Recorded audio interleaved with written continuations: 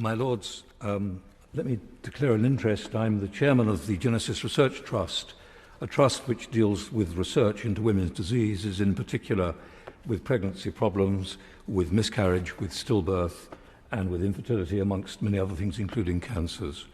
And I really am grateful to the noble Lord, dare I say the noble person, Lord True, perhaps not.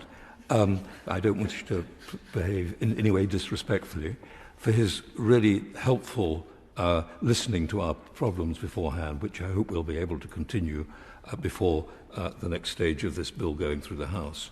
I rather like the noble Lord Cormac, I have to say that every single one of us in this chamber, every single person outside in the street, every citizen of the United Kingdom was born from a mother's uterus. We forgive the muddled biology that we've heard a little bit earlier in this debate. The fact is, only a woman can give rise to a baby, and the issue of the environment inside the womb is critical to our development until we finally die at the age of 70 or 80, if we're lucky. And I think that's something that is really important. That defines so much of what makes our our humanity.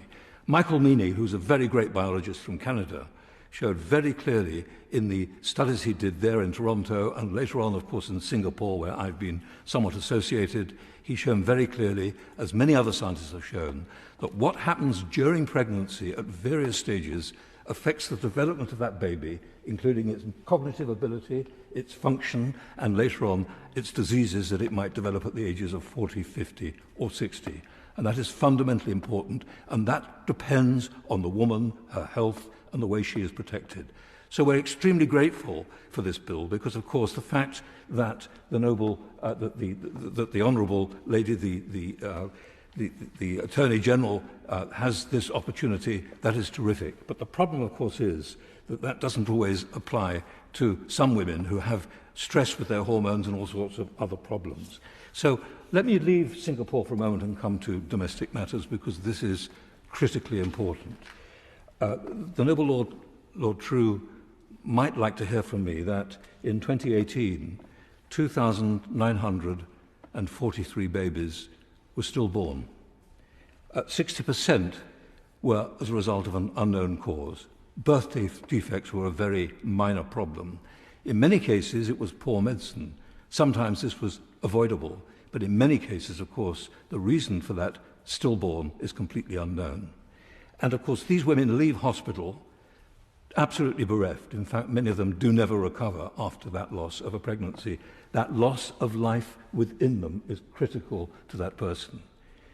If that's not enough, let me remind the House that something close to 200,000 women each year miscarry a pregnancy, and some of them will miscarry several times. I think my own record with a woman miscarrying was a person who miscarried 19 times before she finally gave up being pregnant. And I have to say that one of the commonest things I've heard during my professional career from these women is that they've sat in front of me with tears, having had a miscarriage or a stillbirth, and say to me, "I do not feel that I'm a proper woman."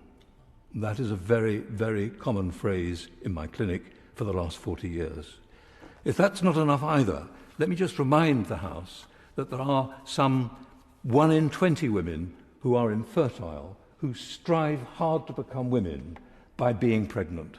That is absolutely a goal which is like none other in their lives. It is the most important thing for them that they can do. This is not some aberrant mentality. This is natural. It's born as a result of our evolution of humans. It's part of our humanity, and it's essential.